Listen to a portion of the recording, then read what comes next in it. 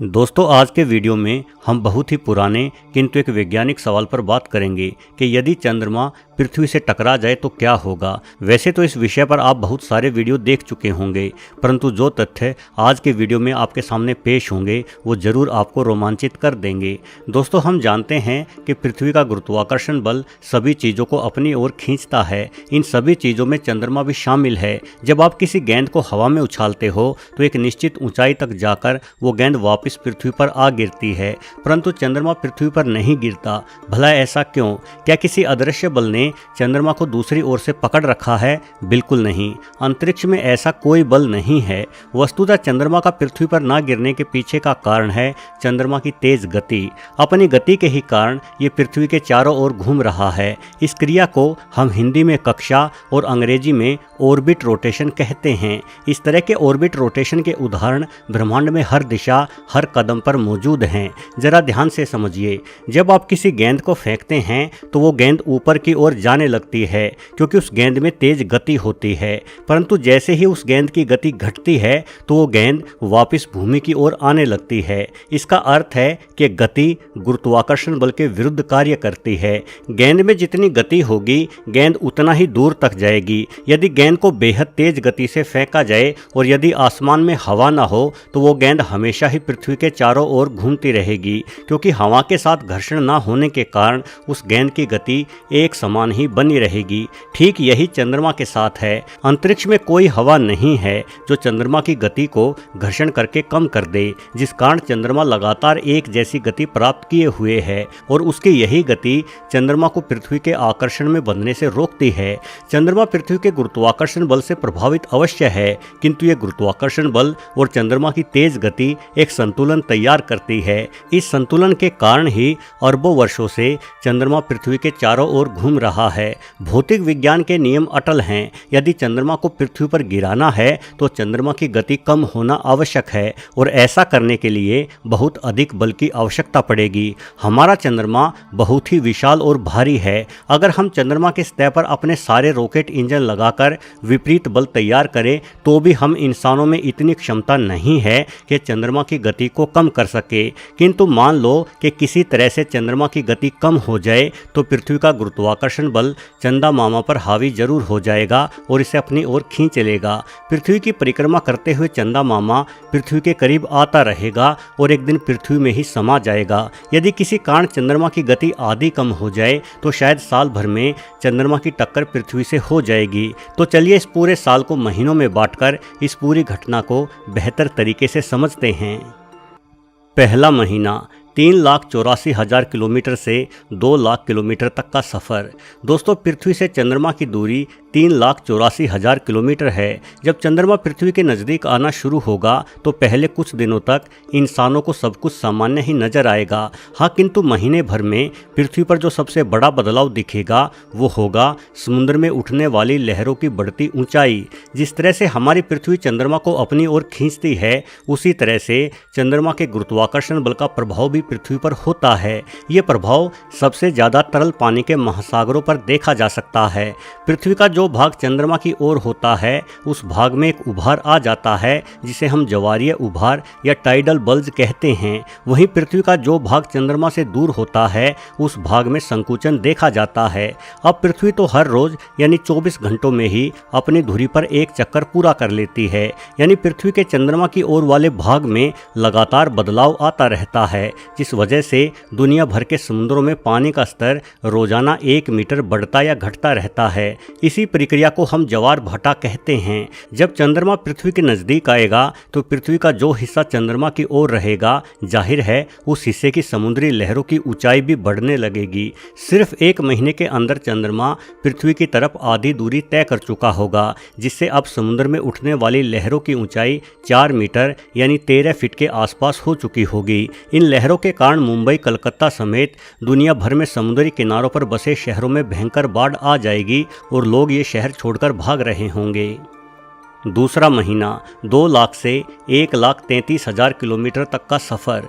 दोस्तों जैसे जैसे चंद्रमा पृथ्वी के नज़दीक आएगा वैसे वैसे ये और अधिक जल्दी पृथ्वी की परिक्रमा पूरी करने लगेगा, जिस वजह से पृथ्वी की ओर आने की इसकी गति धीमी जरूर होगी।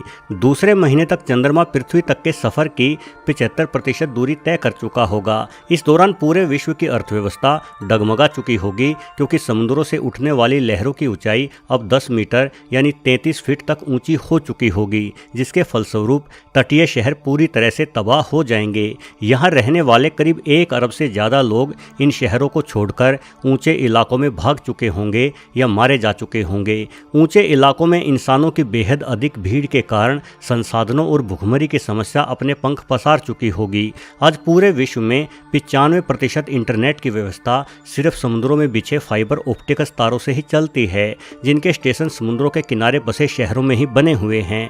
जब समुद्री लहरें तटीय शहरों को तबाह करेगी तो जाहिर है कि इंटरनेट की सर्विस भी रुक जाएगी। साथ ही समुद्रों से निकाले जा रहे तेल और गैस पाइपलाइन भी बंद हो जाएंगे।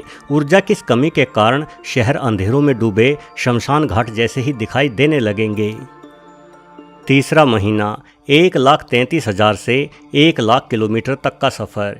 दोस्तों अब तक आई मुसीबतों के बावजूद भी हम इंसान किसी तरह से अपना अस्तित्व बचाए रखेंगे, किंतु असल तबाही का दौर तीसरे महीने से शुरू हो जाएगा। अब तक चंद्रमा पृथ्वी के इतने नज़दीक आ चुका होगा कि मानवों द्वारा मौसम और GPS आदि की जानकारी के लिए छोड़े गए पृथ्वी के चारों ओर घूमने वाले सैटेलाइट्स भी चंद्रमा के गुरुत्वाकर्षण बल से प्रभावित होकर बिखरने लगेंगे।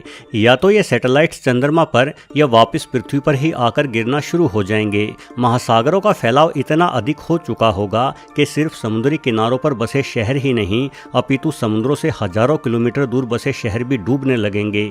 बढ़ते समुद्र भूमि के जल को भी बुरी तरह से प्रभावित करेंगे, जिस कारण पूरी पृथ्वी से मीठे पानी के भंडार खत्म हो जाएंगे। हर स्थान पर खारा और अशुद्ध पानी ही रह जाएगा। चौथा और पांचवा महीना 1 लाख से 60,000 किलोमीटर तक का सफ़र। दोस्तों इस समय पृथ्वी पर समुद्री लहरों की ऊंचाई 30 मीटर से 100 मीटर तक बढ़ चुकी होगी। पृथ्वी का जो इलाका चंद्रमा की तरफ होगा वो पूरी तरह से डूब चुका होगा, यानी पृथ्वी के स्थल से सभी प्रकार के जीवों का जीवन नष्ट होने लगेगा। अब चंद्रमा के गुरुत्वाकर्षण बल का प्रभाव सिर्फ समुद्रों तक ही नहीं होगा, अपितु पृथ्वी के बाहरी परत की ऊंची चट्टानें भी चंद्रमा के गुरुत्वाकर्षण बल के प्रभाव के कारण टूटने लगेंगी। टेक्टोनिक प्लेट्स पर पड़ते गुरुत्वाकर्षण बल के कारण पूरी पृथ्वी पर लगातार महाभूकंप आते रहेंगे। साथ ही भारी संख्या में ज्वालामुखी भी पृथ्वी पर फूट रहे होंगे। हालांकि चंद्रमा पर तो पृथ्वी के गुरुत्वाकर्षण बल का प्रभाव और भी भयानक होगा, किंतु चांद तो पहले से ही वीरान है, इसलिए वहां आती तबाही अब तक कोई विशेष मायने नहीं रखेगी। पाँचवा, छठा और सातवां महीना 60,000 से 40,000 किलोमीटर तक का सफ़र। लगभग आधे साल के अंदर चंद्रमा पृथ्वी के जियो सिंक्रोनस ऑर्बिट स्पेस में दाखिल हो चुका होगा। अब चंद्रमा एक दिन से भी कम समय में पृथ्वी का एक चक्कर लगाने लगेगा, जिस वजह से समुद्र की लहरें ऊंची उठने की बजाय चंद्रमा के साथ साथ पृथ्वी के चारों ओर घूमने लगेंगी। चंद्रमा के सामने वाली पृथ्वी समुद्र से डूबी होगी और चंद्रमा से विपरीत दिशा वाली पृथ्वी समुद्र से बाहर होगी। वहीं पृथ्वी के जोरदार गुरुत्वाकर्षण बल के कारण अब चंद्रमा का स्वरूप भी बदलने लगेगा। चंद्रमा का जो हिस्सा पृथ्वी की ओर होगा वो हिस्सा खिंचने लगेगा, जिस कारण चांद गोल न होकर किसी अंडे के जैसे आकार का बन चुका होगा। 8वें से 11वां महीना 40,000 से लेकर 10,000 किलोमीटर तक का सफ़र। दोस्तों इस समय पृथ्वी पर चारों ओर तेजी से बहता पानी सिर्फ स्थलीय जीवों का ही नहीं बल्कि समुद्री जीवों का भी विनाश कर देगा। सिर्फ बैक्टीरिया और अन्य सूक्ष्म जीवों को छोड़कर पृथ्वी से जीवन पूरी तरह से नष्ट हो चुका होगा।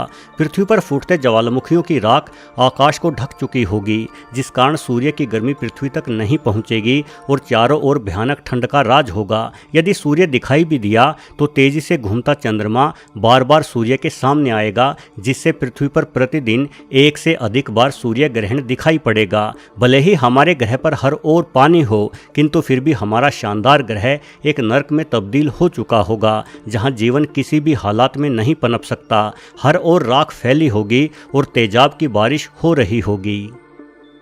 12वां महीना 10,000 किलोमीटर से लेकर पृथ्वी से टकराने तक का सफर। इस अंतिम महीने में चंद्रमा पृथ्वी की रोच लिमिट तक पहुंच जाएगा।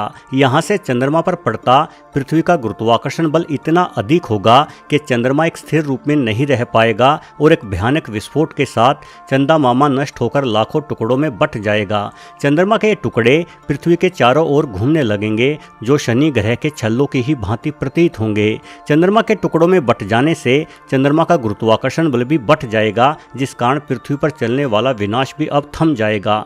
समुद्र दोबारा से अपने ठिकानों पर लौटने लगेंगे। यहाँ से छोटे टुकड़ों में बंट जाने के कारण पृथ्वी की ओर आते चंद्रमा के कदम भी ठहर चुके होंगे। हालांकि ये टुकड़े आपस में टकराकर लगातार पृथ्वी पर गिरते रहेंगे। गर्म राख के कणों की बारिश पृथ्वी पर होती रहेगी, जिस कारण पृथ्वी के समुद्र भी उबल सकते हैं। यदि इतना सब कुछ झेलकर भी कुछ इंसान पृथ्वी पर जिंदा बचे रहे, तो भी उन इंसानों द्वारा पृथ्वी पर दोबारा जीवन शुरू करना आसान नहीं होगा।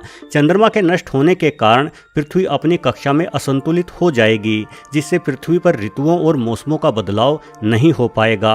कहीं बेहद तेज गर्मी तो कहीं भयंकर ठंड लगातार बनी रहेगी। हालांकि बीते समय के साथ पृथ्वी पर हालातों में सुधार होने लगेंगे। वक्त बीतने के साथ पूरी पृथ्वी तो नहीं, किंतु पृथ्वी का कुछ हिस्सा दोबारा से जीवन जीने लायक हो जाएगा। लेकिन चंद्रमा के नष्ट होते ही इसका गुरुत्वाकर्षण बल न होने के कारण पृथ्वी समय समय पर अपने ध्रुवों से पलटती रहेगी, जिस वजह से इंसानों जैसे जटिल जीवों की बजाय पृथ्वी केवल सूक्ष्म जीवों का ही ग्रह बनकर रह जाएगी। वीडियो देखने के लिए आपका बहुत बहुत धन्यवाद।